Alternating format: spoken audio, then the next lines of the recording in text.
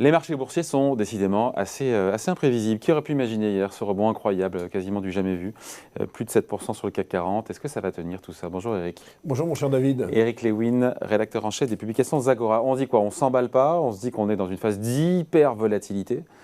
Voilà, on a envie de savoir si, parce que les investisseurs donnent le sentiment de miser un petit peu sur la désescalade, encore une fois.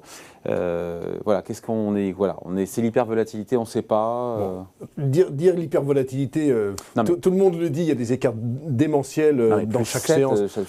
Entre 4 et 7%, il y a beaucoup d'écarts. Ce qu'on doit dire quand même, c'est que le CAC 40 était passé quand même de 7002 à 5700 points. Lundi, ça faisait 1500 points. On avait besoin de ce rebond. Mais moi, j'ai regardé, vous savez, les 17 conflits qu'il y a eu depuis 50 ans dans le monde. Et en fait, il y a toujours des phases de forte baisse et après de reprise. C'est-à-dire que, par exemple, j'ai noté, je reprends mes petites notes, mais par exemple, Koweït-Irak, 90, moins 22% en 3 semaines, et après, très forte remontée derrière.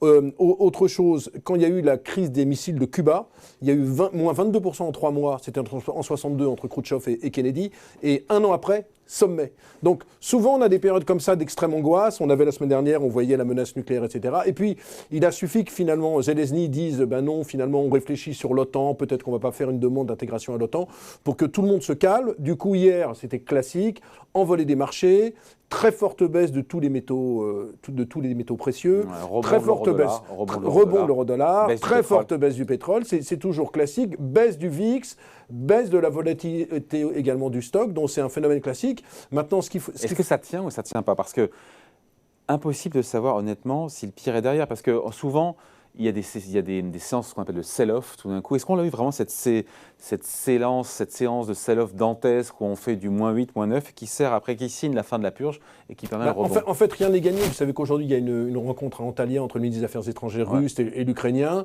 On verra ce qui va se passer. Il y a aussi beaucoup d'éléments qui viennent. On a une réunion de la BCE dans 1h15. On verra ce que va dire Christine Lagarde parce qu'elle est attendue au tournant, parce qu'il y a une grande problématique quand même en Europe. On se rend compte qu'on aura sans doute 6% d'inflation cette année dans la zone euro. Et donc, que fera Christine Lagarde? Soit elle joue l'inflation en augmentant fortement les taux et elle risque de casser la croissance. Vous avez vu que tout le monde déjà revoit en baisse les prévisions de croissance. On était à 3,6 en France. Certains se disent qu'on aura entre 2 et 2,5 cette année parce qu'on a déjà un acquis de croissance de 2,4%. Donc il y a plein de problématiques. Si elle choisit l'inflation au détriment de la croissance, elle casse la croissance. Et il y a le fameux mot qu'il y avait dans les années 70, la fameuse stagflation, c'est-à-dire croissance zéro avec forte inflation. Et là, c'est très, très, très problématique sur les marchés. Si au contraire, elle fait en sorte de casser l'inflation. Il y a beaucoup de phénomènes encore qui vont jouer. Il y a un chiffre du CPI tout à l'heure aux États-Unis qui est publié à 14h30, qui est attendu quasiment à 8%. Donc il y a beaucoup d'inquiétudes, c'est-à-dire que rien n'est réglé. La crise, je suis désolé, mais ce qui se passe en Ukraine, c'est quand même problématique. Rien n'est réglé pour le moment.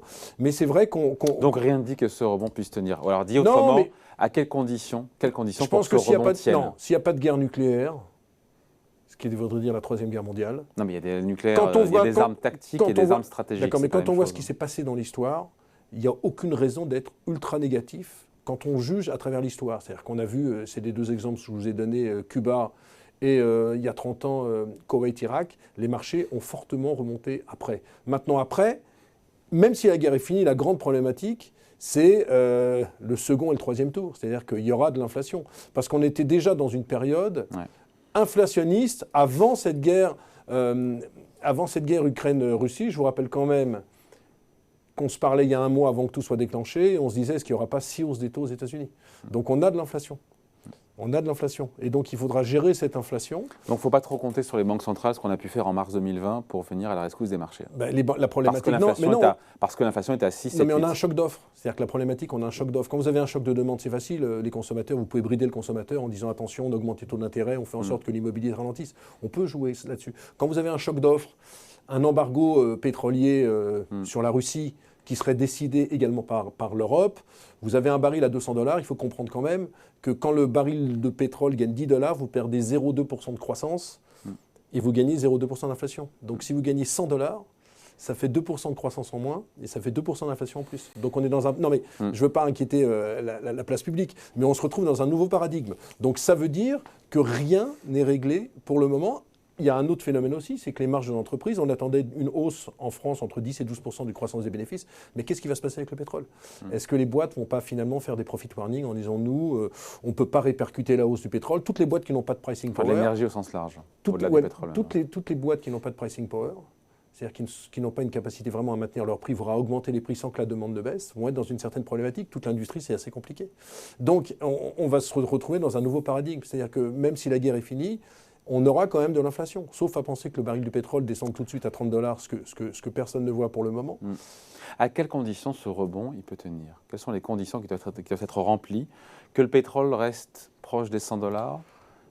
D'abord qu'il n'y ait pas d'erreur des banques centrales, il est évident que si Poutine dit, écoutez, on a trouvé un accord, finalement le Donbass, on nous donne le Donbass, et finalement il n'y a pas de statut à l'OTAN de la part de l'Ukraine qui reste assez neutre, avec des aménagements, il y aura encore un nouveau salut. Le marché peut reprendre entre 7 et 10%. Je vous rappelle quand même que si on fait un parallèle, alors c'est difficile de faire un parallèle, mais la séance d'hier me fait penser à celle qu'on a eue en novembre 2020, Pfizer, c'est un lundi, je me rappelle très bien, Pfizer avait dit le vaccin, etc. On avait fait 7% de hausse également. Et après, on était rentré dans une dynamique haussière. Et vous aviez des mecs à Londres, des gérants qui disaient, ça y est, il faut acheter, il faut acheter. Il est évident que si on rentre avec la fin de la guerre, il y aura quand même une impulsion haussière. Maintenant, il y aura les effets de deuxième, de troisième tour, comme je dis, avec cette foutue inflation qui est quand même autour de nous. Il faut voir, par exemple, qu'aux États-Unis, l'emploi aux États-Unis est à 1,5% de ce qu'il était en mars 2020. C'est-à-dire qu'on a quasiment retrouvé la période pré-Covid. Ce qui veut dire qu'il n'y a plus tellement de marge de manœuvre aux États-Unis, il va y avoir de plus en plus d'inflation salariale. Et vous savez également que le pétrole qui monte, que l'essence qui monte, que le blé qui monte, que les produits qui montent, qu'est-ce qu'il veut le consommateur ? Il veut également avoir une hausse de son pouvoir d'achat et donc une hausse de ses salaires. Donc il peut y avoir aussi une inflation par les salaires. Donc si vous voulez, c'est pas gagné, c'est pas joué. L'année va être volatile. Encore une fois, il faut regarder les boîtes qui ont du pricing power. Si on peut parler un peu valeur, il y a quand même le secteur du luxe a été franchement touché depuis le début de l'année.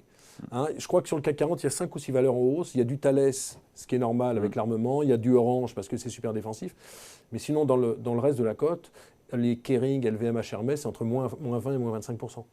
Donc, c'est excessif. C'est un peu excessif. C'est quand même un peu excessif parce que les tendances de luxe sont toujours là. Il y a vraiment du pricing power.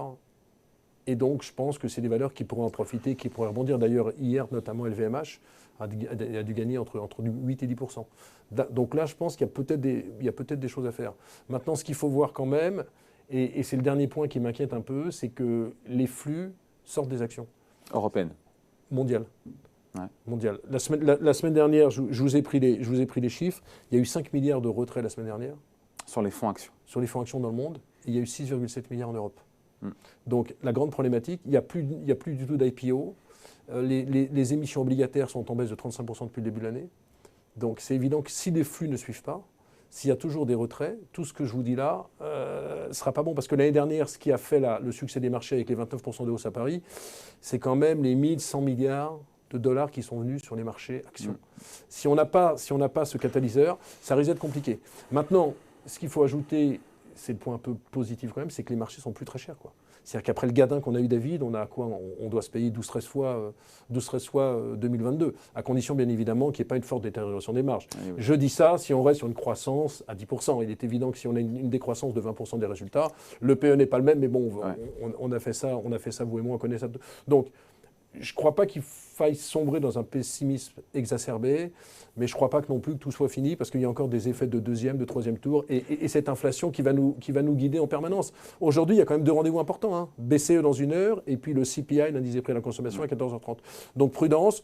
On achète des boîtes qui ont un vrai pricing power. Je pense qu'on peut revenir aussi sur certaines techs. Je trouve qu'un Dassault Systèmes qui a perdu 20% depuis le début de l'année, c'est pas justifié parce que c'est quand même une super boîte qui a une marge entre 30 et 35% et qui est incontournable pour tout ce qui concerne notamment l'usine digitale, les usines 3D, etc. Maintenant, je serais plus dubitatif sur l'industrie et puis sur le secteur bancaire, ça va être ultra volatile. Vous savez que le secteur bancaire, plus personne n'en voulait il y a 2 jours. On a gagné entre plus 15 et plus 20%. Il faut faire des allers-retours. Et un dernier mot sur les small caps, c'est un peu les laisser pour compte. Je crois que le CAC, depuis le début de l'année, doit être à moins 12, le small doit être à moins 15, mais il n'y a plus d'équité sur les marchés small cap. C'est-à-dire que les géants disent, nous, on a envie d'acheter, mais on a beaucoup de sorties de cash. Donc c'est assez problématique, mais ne sombrons pas dans le pessimisme. J'en terminerai. On est quand même, depuis le début de l'année, à moins 12% sur le CAC 40. Et donc Non, c'est pas comme si on avait un marché à plus 10. On a déjà pas mal baissé. Enfin, on a quand même été voir à 5007, on était à moins 16. On a eu même le bear market. On a eu le bear market, on l'a eu sur le Nasdaq. Donc, vendre aujourd'hui, encore une fois, il peut y avoir un énorme short squeeze. Vous avez en Thalia une réunion où finalement on trouve un accord. C'est pas fait du tout. Le marché prend 8%, quoi. Donc là, il faut vraiment faire attention. On va être dans l'hyper volatilité. Ah, on y revient. Bah oui, mais non, mais c'est ça. J'ai commencé par ça. Par contre, ce qui est intéressant à noter, c'est le dernier point, c'est que le VIX aux États-Unis, c'est-à-dire l'indice VIX est entre 30 et 35, il est bien loin de ses plus hauts qui étaient quand même à 160 en avril 87 et à 80 à l'époque du Covid, alors que la volatilité en Europe est au plus haut depuis le Covid 2020. Parce que l'épicentre de la crise est en Europe. C'est pour ça que les États-Unis, j'en terminerai, sont peut-être plus immunisés. Et je me demande s'il ne faut pas plutôt, d'ailleurs, en ce moment, acheter sur le Nasdaq qu'acheter sur la côte parisienne. Mais ça, c'est un autre débat. Vous m'inviterez quand vous voulez. Il reviendra. Il a ses rondes de serviettes. Allez, merci beaucoup, Eric Lewin, merci, David. rédacteur en chef des publications Zagora. Salut.